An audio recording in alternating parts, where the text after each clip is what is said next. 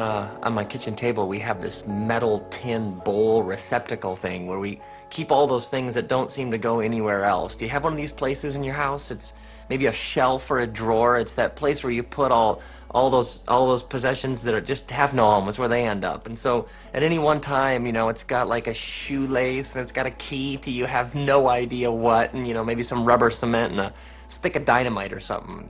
I don't know. So anyway, a few days ago, my wife Kristen and I were cleaning up the kitchen. We're picking things up, and I noticed this little white ball in the metal bowl, and I'm struck with the fact that I've never seen it before. And so I turn to Kristen and I say, like, hey, where'd this white ball come from? Where'd you get it?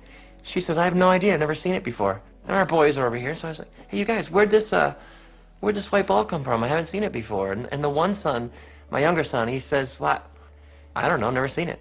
And my older son says, it's just the strangest thing. I don't know. I don't know where it came from. Do you know where it came from?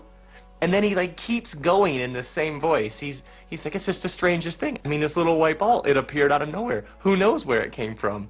And Kristen and I look at each other, and we have this look between us like, do you know who this boy is? I mean, for a few brief moments, he's some other kid, and he just keeps going with these bizarre gestures. It's like he's been possessed by the spirit of Urkel or something. I mean, for a few brief moments, he's this other boy, you know. I don't know where it came from. But I mean, it's just like it's just a little white ball, and Kristen and I look at each other like, it's just not that big of a deal. So a couple days later, my wife is home with the boys, and she's in one room, and they're playing in another room, and she hears this ruckus, and the two of them run into the room where she's at, and the younger son is crying, and he's insisting that his brother hit him.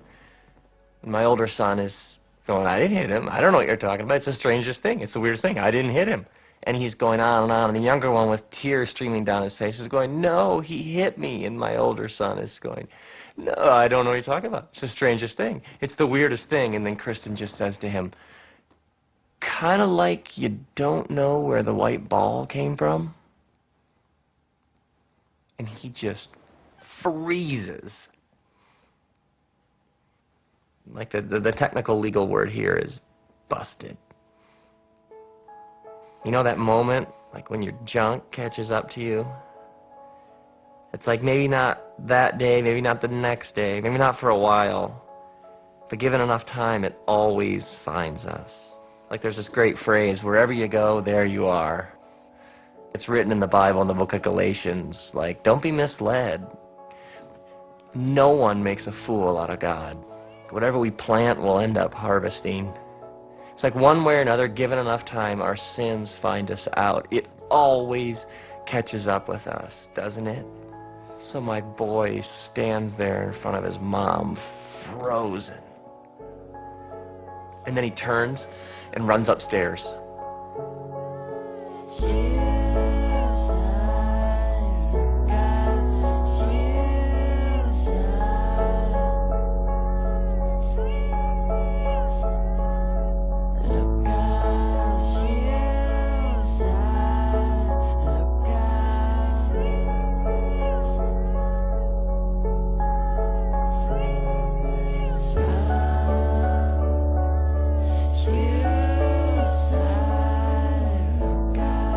Because sometimes it's easier to run upstairs, isn't it, than to face the truth. Now this whole time, I haven't even been there. I'm coming home and I call Kristen and she tells me this whole story, and so I'm driving along thinking, like, what am I supposed to do when I get home? I mean, I know I should do something, but I have no idea what to do. And so I get home and Kristen tells me that she hasn't heard a sound from him upstairs the whole time. So I go upstairs. And I go check in his room, and he's not there. So I go and I check in his brother's room, and he's not there. And then I check the bathroom, and he's not there. Which leaves only one option, our bedroom. And so I go, and I stand in the doorway of our bedroom, and I look in, and there, in the middle of our bed, under the covers, is a lump the size and shape of my boy. And I mean, at this point, he's been under there at like 2 hours. I mean, it must be so hot. He must be so miserable. I mean, can he even breathe under there? I feel like I should get him a snorkel. I mean, he just must be miserable. And I start thinking about all the amends he's going to need to make to his mom and to his brother and to me. And then I think about whoever he took the white ball from. We're gonna have to call them and at some point go over there. He's going to need to take the white ball back, and he's going to need to apologize. And I stand in the doorway of the bedroom, and I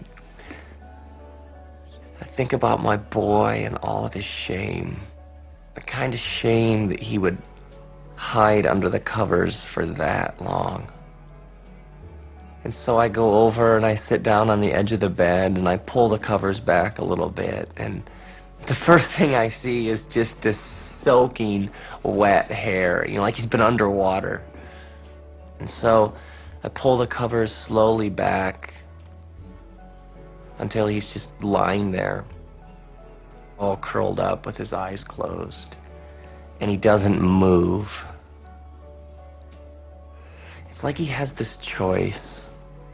Like, does he continue, does he grab the covers and pull them back over his head and keep hiding, or does he just let himself lie there, totally exposed and vulnerable?